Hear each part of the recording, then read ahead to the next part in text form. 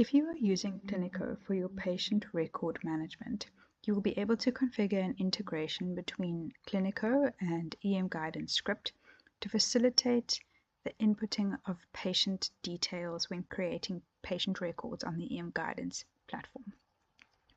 In order to set up this integration, you navigate to your EMGuidance profile by clicking your picture on the top right-hand side.